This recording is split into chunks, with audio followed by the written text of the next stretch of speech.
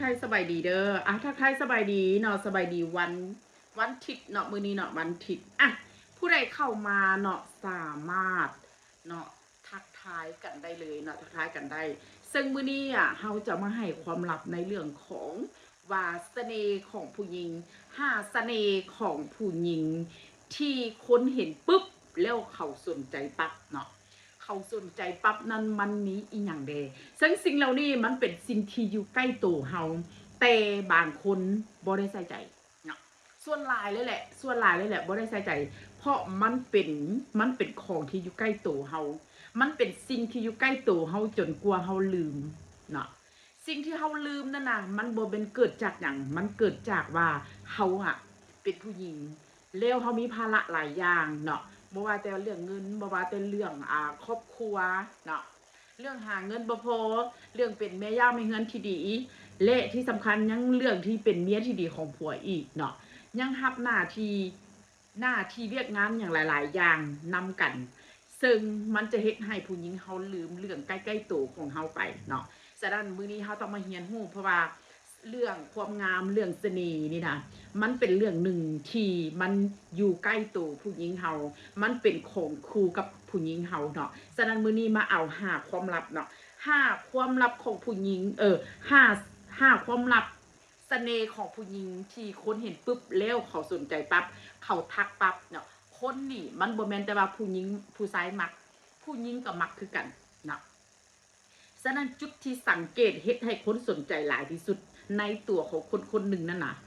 มันมีอีหยังเดเนาะซึ่งมันมีห้าอย่างที่คนมันจะสนใจที่สุดเลยเนาะบ่ว่าแต่ผู้หญิงก็เหลียวเบิ่งผู้ชายก็เหลียวเบิ่งเนาะแล้วคนจะทักคนจะท่วงนะมันอยู่ที่5จุดนี้เนาะ5จุดนี้ใครเข้ามาแล้วทักทายสบายดีเด้อแล้วก็ถ้าคิดว่าไลฟ์สดนี้มันอาจจะมีความสำคัญเนาะก็คือสามารถแชร์ไว้ให้ตัวเองได้เรียนรู้หรือว่าแชร์ให้กับหมู่คู่เนาะหมู่คู่หรือว่าคนใกล้ตัวเฮาที่เขาคิดว่าเขาอาจยังบ่ทันมีความรู้เกี่ยวกับเรื่องนี้สิก็สามารถแชร์ไปให้เขาได้เนาะสมมุติว่าเฮาเป็นน้องเฮาสามารถแชร์ให้เอื้อยเนาะเฮาไปเรียนรู้ได้เฮาเป็นเอื้อยเฮาก็สามารถแชร์ให้น้องสาวเฮาหรือว่าคนใกล้ตัวของเฮาได้เนาะแชร์ไว้ไปไว้อยู่ไม่หยังก็ WhatsApp บอกหยังสินะก็ได้เนาะเพื่อที่ว่าเวลาเขาจะกลับมาโซกจะกลับมาเบิ่งกลับมาเรียนรู้นั่นน่ะมันจะบ่เป็นเรื่องยากให้กับตัวเฮาเนาะ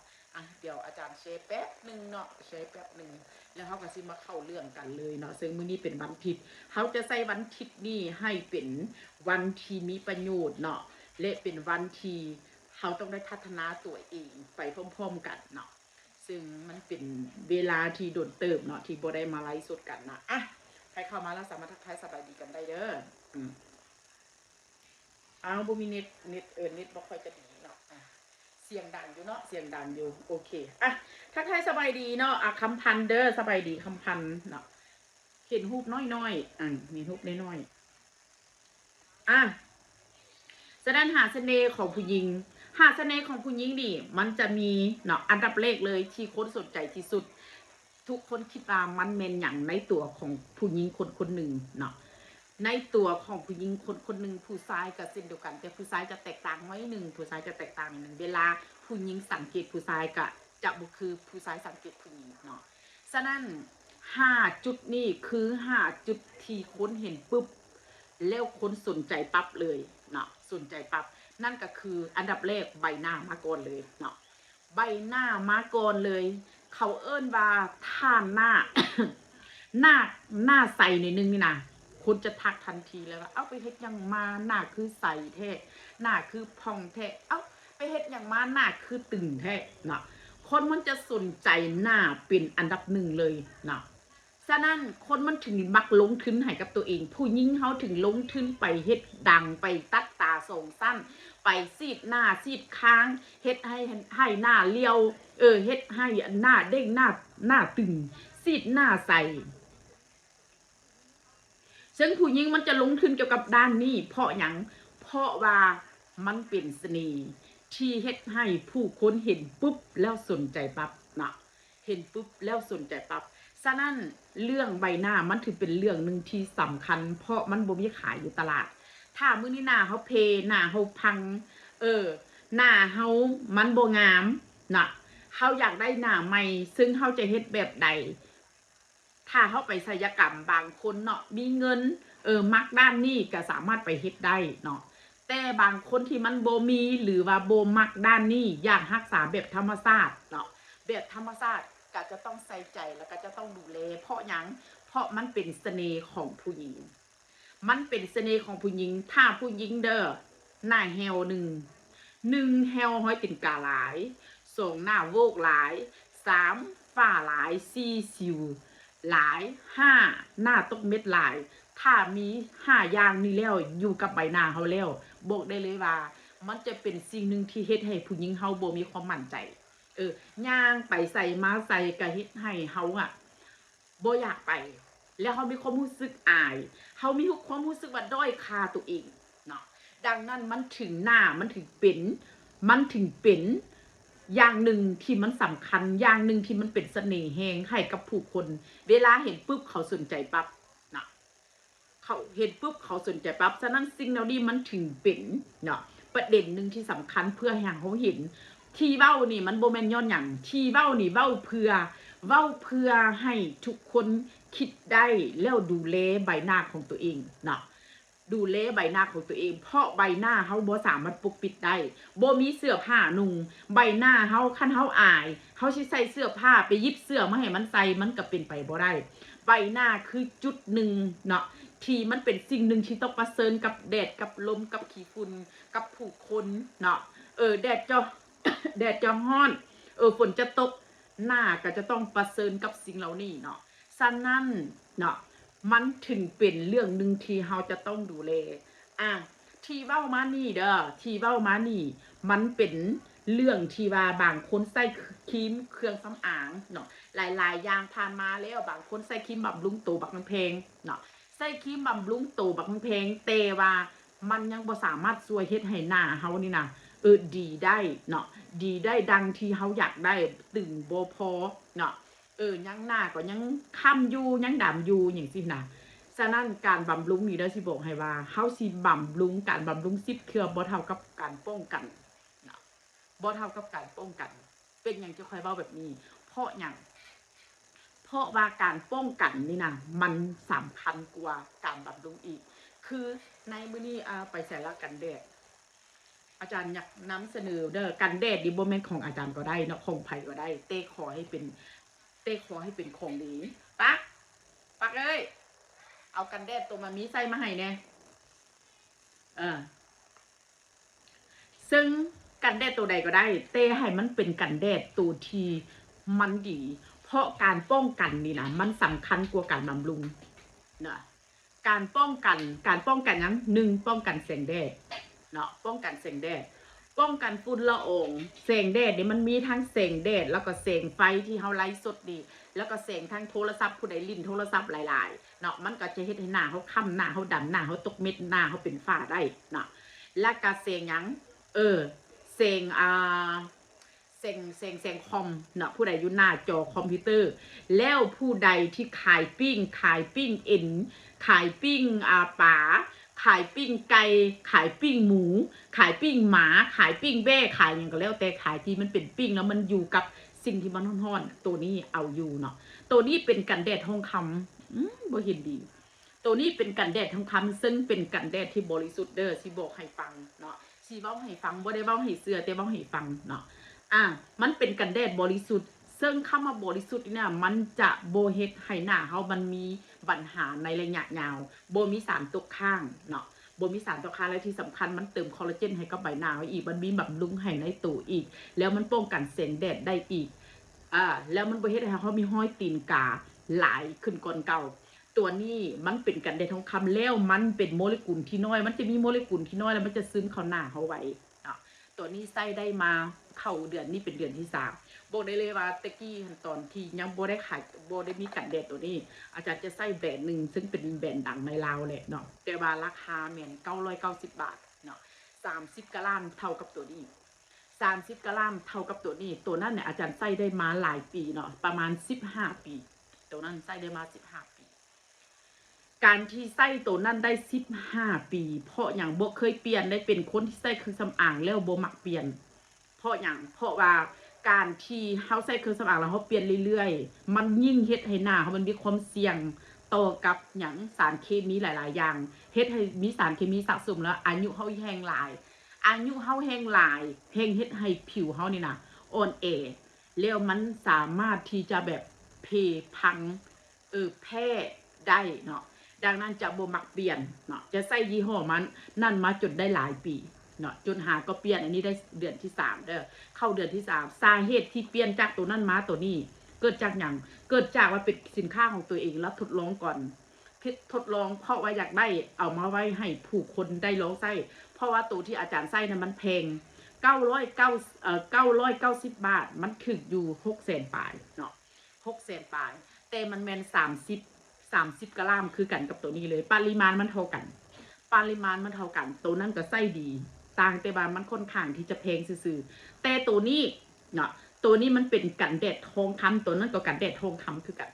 เนาะแต่ว่ามันคนละแบรนด์กันคนละยี่ห้อคนละเจ้าของกันเนาะตัวนี้อาจารย์ตั้งใจผลิตเพื่ออย่าง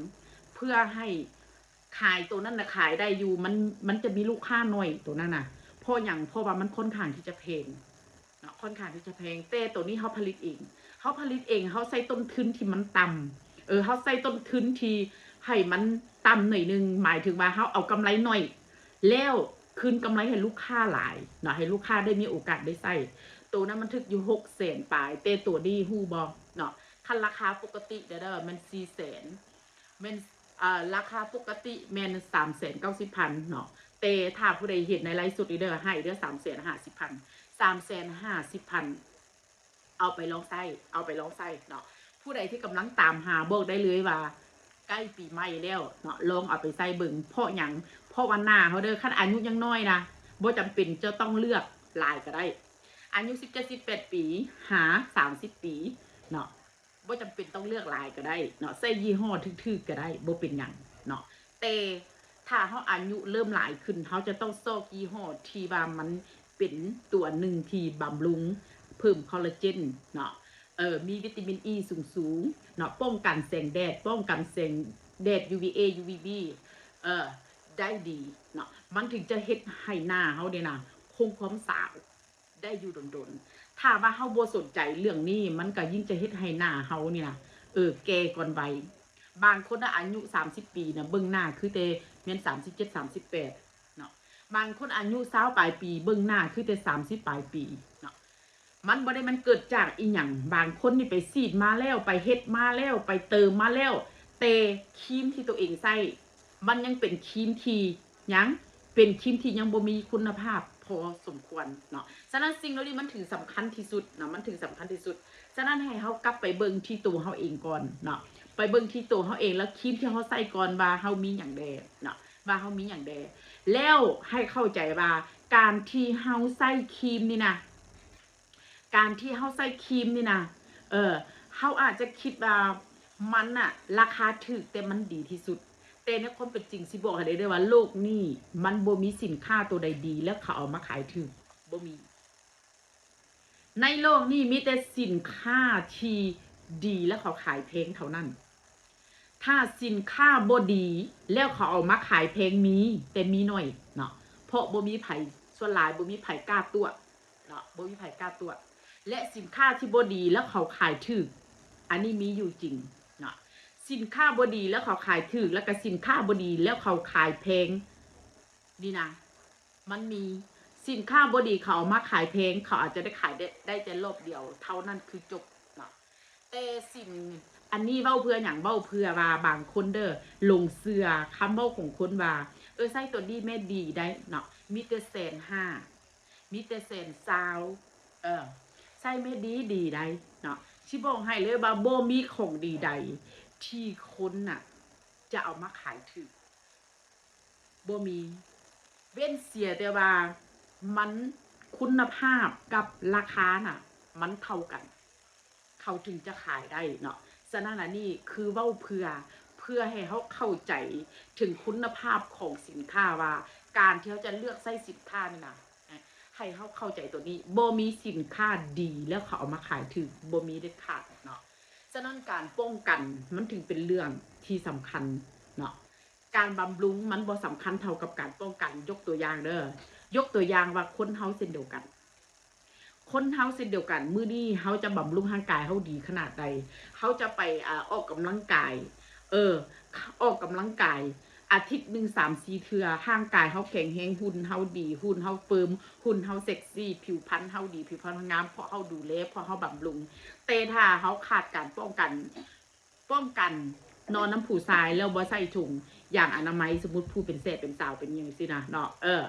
บ่ป้องกันตัวเองเนาะบ่ป้องกันตัวเองสามารถติดโรคได้ติดเสื้อได้เนาะเมื่อติดโรคได้ติดเสื้อได้มันก็เฮ็ดให้เฮาเนี่ยล่ะถึงแก่ชีวิตได้เช่นเดียวกันฉะนั้นใบหน้าเฮาเช่นเดียวกันมื้อนี้เฮาสิบำรุงได้ดีขนาดใดก็แล้วแต่การป้องกันแสงแดดฝุ่นละอองเนาะป้องกันเพื่อหยังเพื่อบ่ให้หน้าเหี่ยวป้องกันเพื่อบ่ให้หน้าดำป้องกันเพื่อบ่ให้ห้อยเป็นกาวหลายขึ้นกว่าเก่าสิ่งเหล่านี้คือสิ่งที่สำคัญฉะนั้นการป้องกันถึงสำคัญกว่าการบำรุง10 เท่าเนาะฉะนั้นมื้อนี้เอาความลับตัวนี้ไปเอาความลับในข้อที่1นั่นก็คือเสน่ห์ของผู้หญิง5จุดที่คนเห็นแล้วคนสนใจปึ๊บปั๊บฉะนั้นใบหน้าเฮาจื้อไว้เสมอว่าใบหน้ามีใบเดียวบ่มีหลายใบแล้วไปซื้ออยู่ตลาดก็บ่มีขายเนาะถ้าผู้ใดอยากตามหาหรือว่าอยากได้กันแดดที่มีคุณภาพสามารถสอบถามได้ตามเบอร์โทรที่เขียนไปถึงเนาะและก็ข้อต่อมานั่นก็คือ ข้อต่อมานั่นก็คือในเรื่องของใบหน้าแล้วต่อมาในเรื่องของผิวนะผิวข้อ2นะผิวนี่เฮ็ดให้เป็นจุดดึงดูดคนบอกฉะนั้นบ่มีผู้ใดดอก ที่ลงทุนไปซีดวิตามินซีไปซีดผิวขาวไปซีดคูต้าให้ขาวให้งามให้นี่นั่นเนาะบ่มีผู้ใดลงทุนขนาดนั้นแต่เพราะมันเป็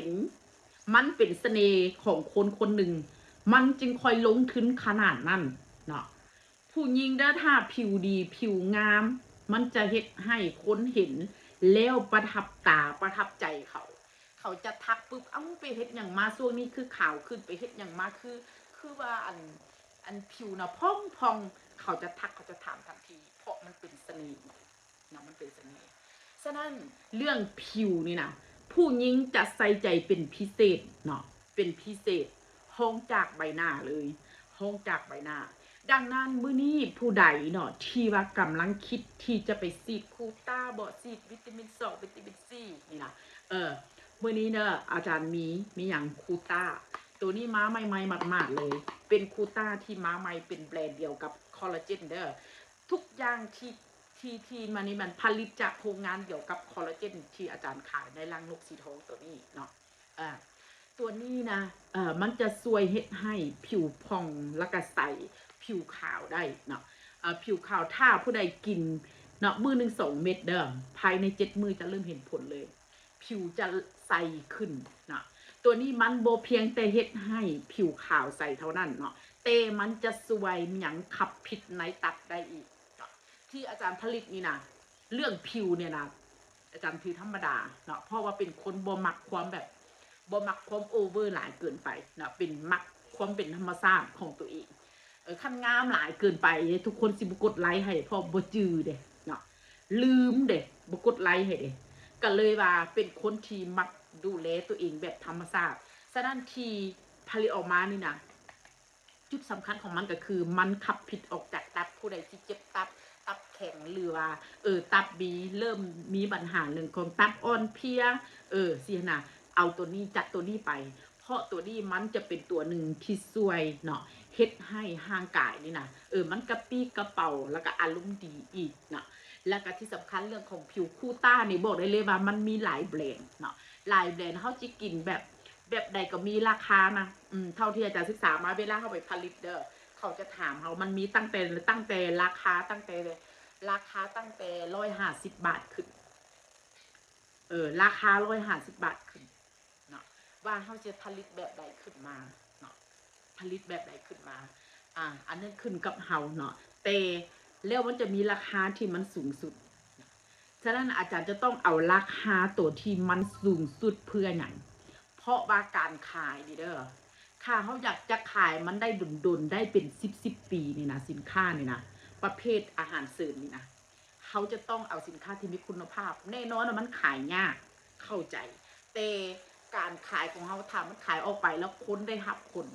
นะแล้วมันดีแท้มันจะส่งผลให้คนลูกค้าของเขาเนี่ยนะกินกับเขาดุนๆเพราะอาจารย์จะมีประสบการณ์เกี่ยวกับในเรื่องของการขายสินค้าที่มีคุณภาพขายสินค้าที่มีมาตรฐานแล้วเกรด A เนาะเกรด A ระดับสากลเนาะเมื่อเขามีประสบการณ์ในด้านนี้เขาจะบ่อยากไปขายเนาะสิ่งที่มันยุ่งมันยากเนาะเพราะอย่างเพราะเอามาขายเท่ากับเอามาตัวคนเนาะเอามาตัวคนการขายถ้าว่ามันบ่ดีเท่ากับการตรวจเนาะดังนั้นก็เลยเลือกที่จะผลิตตัวที่มันดีๆเพื่อให้ผู้คนกินเนาะแล้วผิวพองผิวใสเพราะว่าคอลลาเจนนี่นะกินแล้วผิวก็ใสอยู่แล้วเนาะเตมันบ่ถึงขั้นที่แบบขาวๆเนาะเตตัวนี้จัดไปเลยหลายคนถามมาเนาะว่าอยากได้อาจารย์คือบ่เอามาขายเด้ความจริงแล้วมันยังบ่ทันถึงเวลาเนาะเตมือนี้มาแล้วเนาะต้อนรับปีใหม่ลาวเนาะต้อนรับปีใหม่ลาวเอามาเนาะตอนนี้นะ1กล่องเนี่ยเนอะบรรจุได้30เม็ดเนาะบรรจุ30เม็ดตอนเอาไปกินใหม่ๆนี่เป็นเล็งผิวลดมื้อนึง2เม็ดกินได้15มื้อเอาไปเล็งผิวก่อนบัดนั้นเขาค่อยลดกินเอา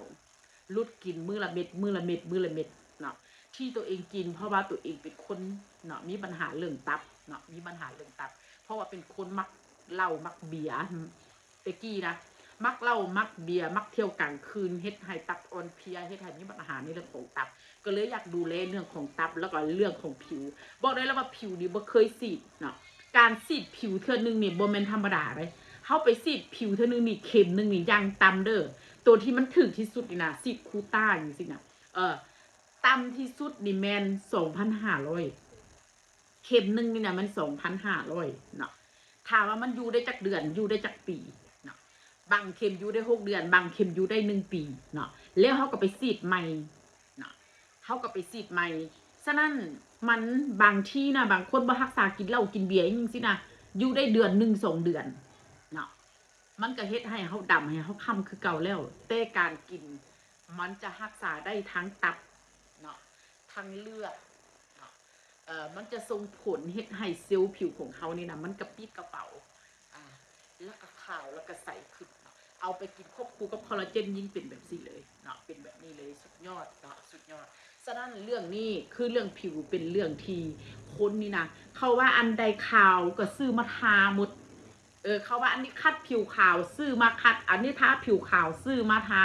อันนี้กินแล้วขาวซื้อมากินผู้ใดที่ว่าเป็นแบบนี้เรื่อยๆเนี่ยเนาะ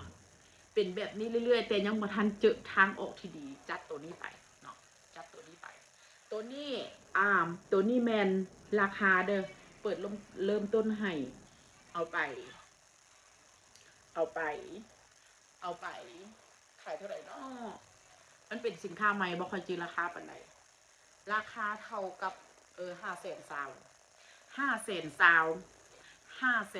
มี30เม็ดเนาะสิบอกให้ความจริงแล้วเฮาฟังแล้วมันเบิ่งราคาค่อนข้างที่จะสูงแต่ความจริงแล้วเงินเฮาเฟ้อเฉยๆถ้าเงินเฮาบ่เฟ้อมันบ่สูงขนาดนี้กล่องนึงบ่ฮอด 200,000 เนาะสมัยตะกี้เด้อ 1,000 บาทเนาะหาก็ 250,000 เนาะอันนี้บ่ฮอด 1,000 เนาะอันนี้บ่ฮอด 1,000 เนาะ800ต้นๆเนาะฉะนั้นสิ่งเหล่านี้คือให้เฮาเอาไปไว้ดูแลรักษาผิวพรรณของตัวเองเนาะคนเฮานี่เด้อนอกจากการที่มีเวียกที่ดีมีครอบครัวที่ดีมีครอบครัวที่ดีมีการงานที่ดีสิ่งที่นอกเหนือจากนี้ก็คือการดูแลและรักษาตัวเองเท่านั้นฉะนั้นเรื่องผิวให้เป็นเสน่ห์หนึ่งคนเฮาสิไปอบคนสิไปซีดเนาะผู้ใดที่บ่มักในเรื่องของการที่ต้องไปเฮ็ดนอกเหนือนี่ก็คือจัดตัวนี้เอาไปกินเอาไปลองเบิ่งบอกได้เลยว่ามันเป็นทางออกที่ดีที่สุดอันนี้กินได้อาทิตย์เดียวบอกได้เลยว่าผิวนี่นะลื่นผิวซุ่มแล้วก็ผิวใสผิวมีออร่าตบครีมก็เข้าหน้าดีเนาะเอาไปกินควบคู่กับคอลลาเจนยิ่งคักเลยเนาะผู้ใดที่กินคอลลาเจนของอาจารย์อยู่เนาะต่อมาเสน่ห์ต่อมานั่นก็คือเมื่อกี้เว้าเรื่องผิวแล้วหน้ามดแล้วก็ผิวมดแล้วก็ผมแบบนี้นะผมก็เป็นเสน่ห์หนึ่งเช่นเดียวกัน เพราะอย่างเพราะว่าผมนี่นะถ้าเขาบ่มีผมก็เท่ากับว่าเขาอะไร้เสน่ห์คนเขาสิงามขนาดใดก็เลี้ยวเตถ้าผมน้อยเฮ็ดจัดทรงผมแบบใดก็บ่งามเนาะแต่ถ้าผมหลายเขาปล่อยซื่อๆก็ยังงามบ่ได้เสียเงินเฮ็ดทรงผมหยังยุ่งยากวุ่นวายดังนั้นผมนี่นะมันขึ้นอยู่ที่เฮาดูแลและรักษาเช่นเดียวกันในอดีตเป็นอย่างตอนเขาเป็นสาวผมเขาคืองามดกดำเอางามแต่เมื่ออายุเขาเริ่มยังเริ่มมีลูกคนหนึ่ง2 คน3 คนผมเขาเริ่มน้อยผมเขาเริ่มหายมันหายไปใส่เนาะผมเริ่มหล่นฉะนั้นตอนนี้อาจารย์อายุ41 ปีเนาะ41 ปีบอกได้เลยว่าเป็นเรื่องหนึ่งที่ตัวเองดูแลตัวเองในเรื่องของผมนี่นะเตกี้นี่เฮ็ดเกี่ยวกับเครื่องสำอางนี่ตัวใดดีๆก็เอามาใส่ได้ผมนี่นะบ่ได้ใส่สลูสลายเนาะแต่ว่ามีช่วงหนึ่งเนาะเฮ็ดให้ผมล้นช่วงนั้นบ่ฮู้ว่ามันเป็นหยังหาก็บ่ฮู้หลังๆนี่ว่าเฮามีแนวคิดเรื่องผัวนอนบ่หลับกินข้าวบ่แซ่บดอกครอบครัวมีปัญหาบ่ว่าเรื่องการเงินบ่ว่าเรื่องความรักครอบครัวของตัวเองแก้ไขบ่ตกเฮ็ดให้ผมล้นหลายผมน่ะเหลือแต่มายุมะยะเนาะจัดทรงผมจะได้ก็บ่งามเนาะฉะนั้นเรื่องผมนี่นะเรื่องผมนี่มันมีเป็นหลายสาเหตุเนาะบางทีก็เกิดจากเขาลิ้นสีหลายบางทีก็เกิดจากฮอร์โมนของเฮาเดเนาะมันเปลี่ยนไปแล้วมันก็เฮ็ดให้ผมเฮาหลุนบางทีมันก็เกิดจากว่าเฮานอนบ่หลับอารมณ์เฮา เกิดจากหักผมเกิดจากการใส่ยาสระผมเนาะเกิดจากการลิ้นสีเนาะอีหยังต่างๆเนาะมันเฮ็ดให้บางทีหนังหัวเขาไม่มีสารเคมีมันก็เป็นไปได้เนาะฉะนั้นที่เว้ามานี่ทั้งหมดก็คือสินค้าที่อาจารย์ใส่นี่อาจารย์จะนำเสนอให้ฟังเนาะบ่ได้เว้าให้ซื้อได้เว้าให้ฟังใครที่มีปัญหาเรื่องผมรุนเด้อสิบอกได้ว่าด้วยสาเหตุใดก็แล้วแต่อันดับแรกที่จะเอาอยู่นั่นก็คือคอลลาเจนล้างหมกสีทองตัวนี้เด้อนอกจากมันช่วยเรื่องของผิวเรื่องของทรงคลอดแห้งเรื่องของทรงคลอดติดตอดแตกแล้วมันยังจะช่วยในเรื่องของผมได้อีกเนาะเป็นอย่างมันคอยช่วยในเรื่องของผมเพราะมันเป็นคอลลาเจนหนังหัวเขามันกับมีคอลลาเจนฉะนั้นเมื่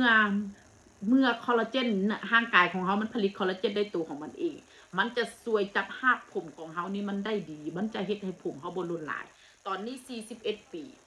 41 ปีบอกเลยว่าผมโคตรผมยังดำยังเงางามแล้วก็ผมยังหลายตอนนี้เกิดลูกได้1 เดือนกับ15 มื้อเนาะเดี๋ยวนี้ลูกชายนะได้1 เดือนกับ15 มื้อแต่กี้เกิดลูกแล้วก็สระผมนะล้นโคตรหลายเนาะแต่ว่าประมาณลูกได้ประมาณ6 เดือน7 เดือน8 เดือนผมเขาก็จะล้นหลายกว่านี้แต่อาจารย์เชื่อว่าอาจารย์จะบ่ล้นหลายเพราะอย่างเพราะอาจารย์มีของดีและที่สำคัญก็คือใส่ควบคู่กับยาสระผมตัวนี้เด้อ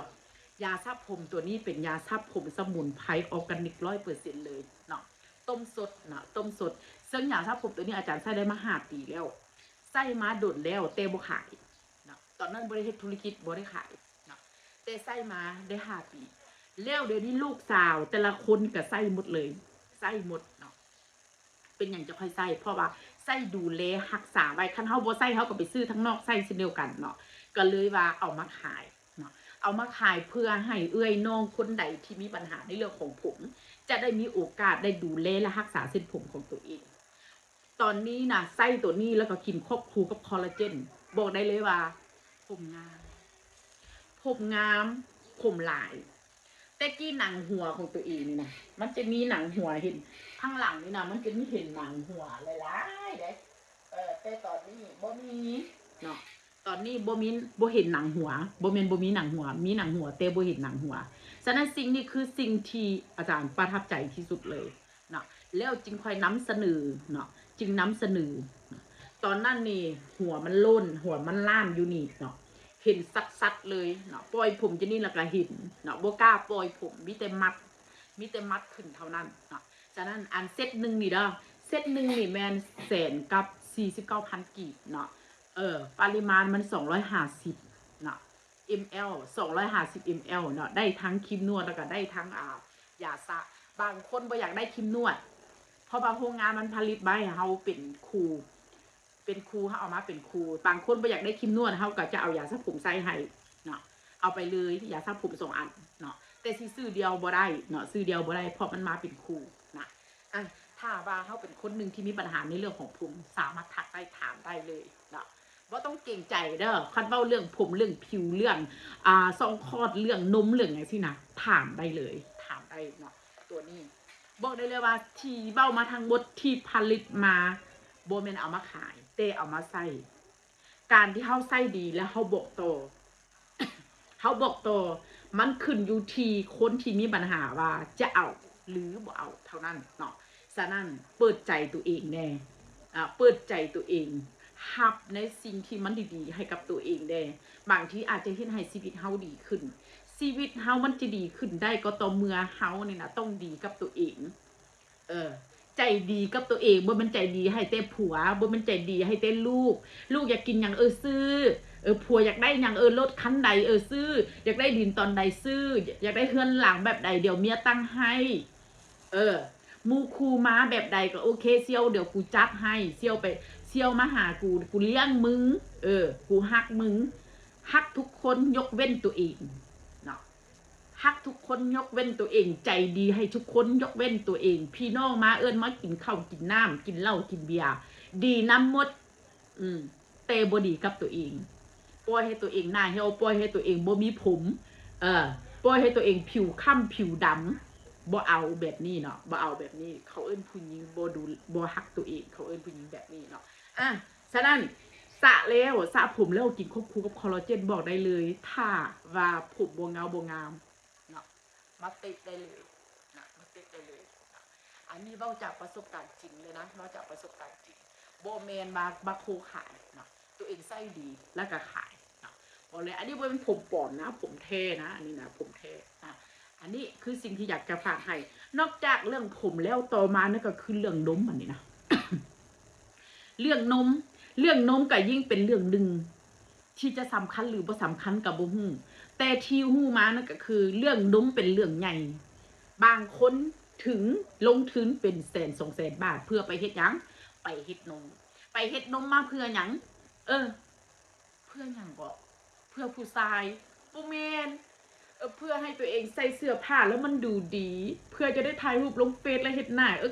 เห็นหน้าตัวเองเต้งตึงเพื่ออย่างต้องถามตัวเองว่าตัวเองอยากให้นมนี่นะใหญ่นมเด้งนมตึงนมกระชับ แม่นตัวเองนี่เฮ็ดเพื่ออย่างบางคนก็อยากให้ผู้ชายสนใจอยากให้ผัวฮักผัวหอมกันแล้วแต่เหตุผลของแต่ละคนมันบ่คือกันแต่เท่าที่ฮู้มานั่นก็คือนมเป็นเสน่ห์หนึ่งของคนที่จะจับตาเบิ่งเฮาบ่แม่นแต่ผู้ชายเบิ่งผู้หญิงก็เบิ่งคือกันไปเฮ็ดหยังมานมมึงคือใหญ่เนาะทรงนี้เนาะตายนมมึงนี่เนาะเท่าซำนี้ละนมก็ยังแบบอุ้ยเป็นตาจับเด้นะซึ่งมันจะเป็นเสน่ห์หนึ่งเวลาใส่เสื้อผ้ามันจะเฮ็ดให้เห็นรูปเห็นทรง มันก็เลยเป็นเห็นก้นเห็นแอวถ้าเขามีนมเท่ากับคุณเขาเริ่มดีขึ้นมาผู้หญิงคนไหนสิงามปานใดก็ยาถ้าบ่มีนมเท่ากับว่าเป็นผู้หญิงที่งามยังบ่ฮอด100%ดังนั้นผู้หญิงเขาถึงลงทุนกับการที่ไปมีหยังเสริมนม แพงปานใดก็ยาเสริมเพื่อความสุขของตัวเองเพื่อความสุขของตัวเอง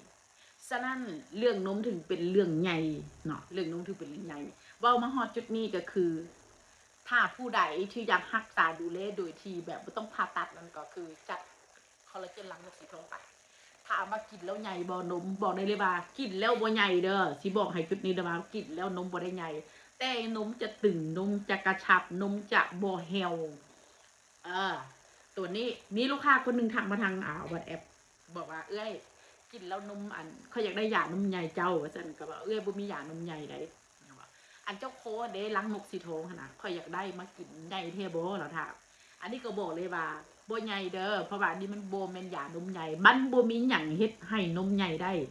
ถ้าว่ากรณีเขาบอกว่ากินแล้วใหญ่เว้นเสียแต่ว่าเป็นยาเล็ง1ก็คือยาเล็ง2ก็คือเขาไปใส่ยาทาแล้วให้มันใหญ่มันอันตรายนะอันใดที่อันตรายบ่ขายเด้อการขายแบบนี้เขาบ่ได้นอกจากเขาได้เงินหน่อยแล้วเขายังบ่ได้บุญอีกแถมได้บาปเข้ามาอีกเนาะ ฉะนั้นจะบอกขายบอกไปตรงๆรถว่าอันนี้บ่เป็นยานมใหญ่แต่อันนี้เป็นยานมเด้งตึงกระชับบ่เหี่ยวเท่านั้นแต่หมายถึงว่านมเฮาใหญ่สำไหนมันก็จะใหญ่สำนั่นแหละต่างแต่ว่าขนาดของมันจะเพิ่มขึ้นมาหน่อยนึงแล้วมันเพราะมันเนี่ยไม่ให้ตึงขึ้นมันคือกันกับตอนที่เฮามีลูกแล้วนมเฮายังมีน้ำนมอยู่นะมันเป็นแบบนั้นเนาะมันเป็นแบบนั้นฉะนั้นมันบ่ถึงขั้นที่จะต้องใหญ่ๆอย่างประมาณนั้นบ่นะท่านอยากได้ยานมใหญ่บ่มีขายเนาะบ่มีขายสามารถไปซื้อบอนอื่นได้เลยบอนใดขายไปซื้อน้ำโลดแล้วเราบอกว่าอันเขาบอกว่าซื้อมาทานแล้วใหญ่กับซื้อมาทานแล้วบ่เห็นใหญ่เขาซื้อมากินแล้วใหญ่ก็คืออันบ่เห็นใหญ่ก็เลยบอกเราไปว่ามันบ่มีถ้าน้องอยากได้นมใหญ่น่ะน้องไปซื้อโลดน้องบ่ต้องไปเสียเวลากับคนที่มันโฆษณามากินแล้วนมมันใหญ่แบบนี้แบบนั้นเนาะน้องบ่ต้องเสียเวลาเนาะบ่ต้องไปลงเสื้อว่าเอามาทาเอามานวดเอามาคั่นแล้วนมจะใหญ่บ่ต้องเสียเวลาเนาะถึงมันสิใหญ่แท้หรือใหญ่ปลอมบ่ต้องเสียเวลามันบ่มีความจริงเนาะเพราะว่าการขายเครื่องนี่นะแต่ละคนมันบ่คือกัน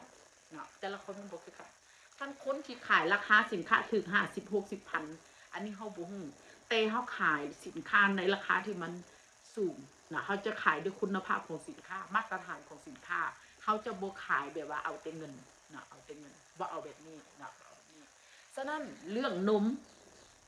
ถ้าเขาอยากดูแลเนาะรักษาตัวเองแบบที่บ่เกิดโตก็คือจัดคอลลาเจนรังนกสีทองไปแถมวิตามินซีให้อีกกับหนึ่งซื้อนี่หนึ่งแถมนี่หนึ่งสุดหนึ่ง680,000อันนี้กล้องนี่กินได้1 เดือนเนาะมันตักได้42 มื้อถ้าเขากินมื้อละบวงกินได้42 มื้อแต่ถ้าว่าเขากินประหยัดเดบประหยัดเดไลซาเลียแล้วก็คือกินได้1 เดือนกินได้1 เดือนเอาไปดูได้แล้วรักษาตัวเองเนาะบอกได้เลยอายุหลายแล้วมันบ่มีหยังให้เขาเฮ็ดดอกนอกจากตัวเองนอกจากตัวเองอันนี้คือเบ้าในเรื่องของนมมันแล้วอย่างอีกบัดนี้ต่อมา นมมันแล้วนั่นก็คือหุ่นเด้อเป็นเสน่ห์ที่สุดเลยหุ่นตุ้ยหุ่นจอยหุ่นอวบ มันจะเป็นจุดที่คนสังเกตเวลาเห็นกันปุ๊บอ้าวมึงคือตุ้ยขึ้นเว้ยช่วงนี้เวลาเห็นกันปุ๊บอ้าวบ่เป็นเอื้อยจอยลงว่ะมันจะเฮ็ดให้คนสังเกตได้ดีที่สุดฉะนั้นเรื่องหุ่นเป็นเรื่องหนึ่งที่หยังสำคัญบ่สำคัญกับบ่ฮู้แต่ว่ามีคนไปดูดไขมันเพื่อหยังเพื่อให้ตัวเองใส่เสื้อผ้าแล้วดูดีสิบอกให้เด้อเรื่องหุ่นนี่ถ้าหุ่นดี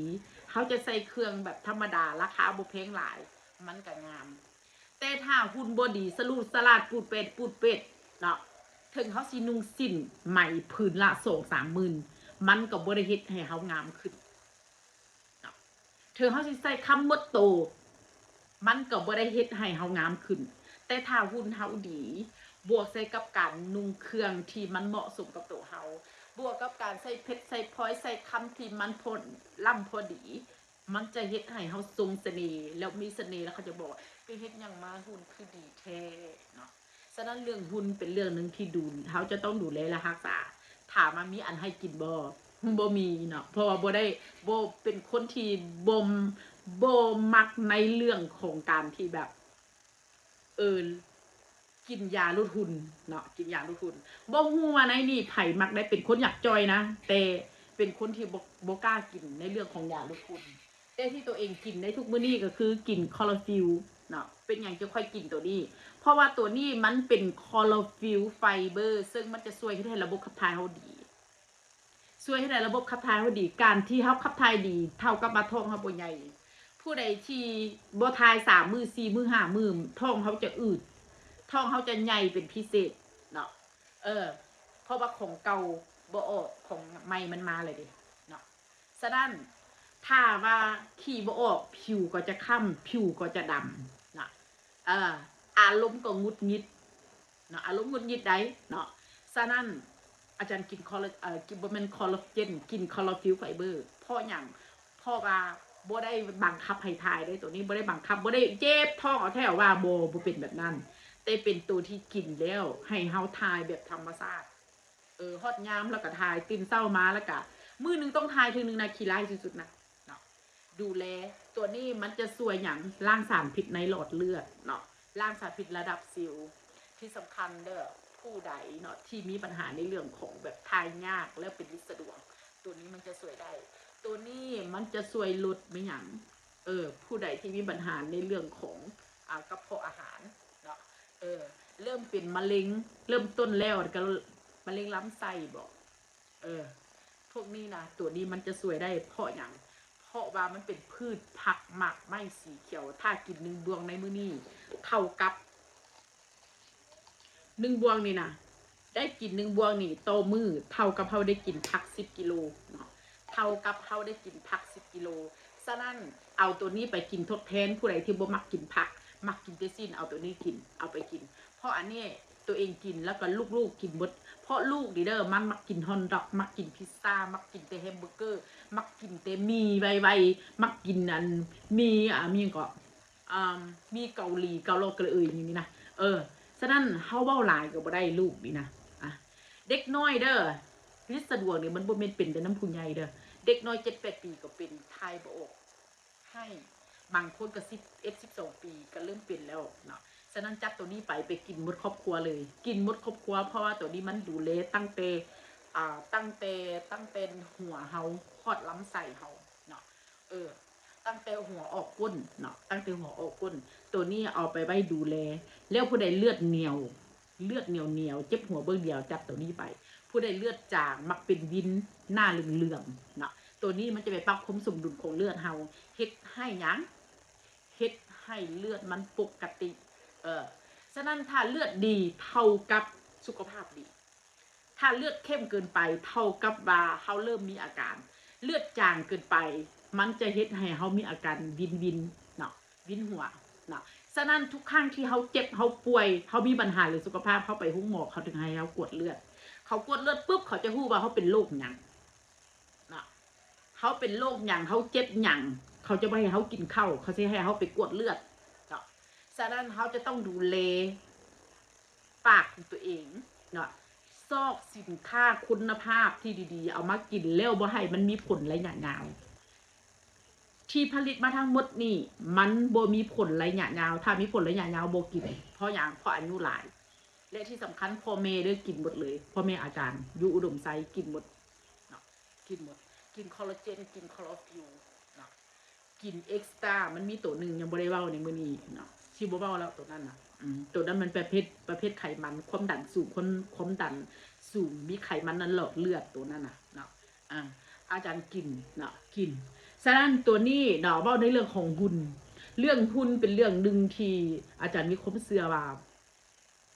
มันบ่มียาตัวใดที่จะเฮ็ดให้เฮาจอยได้แบบหุ่นดี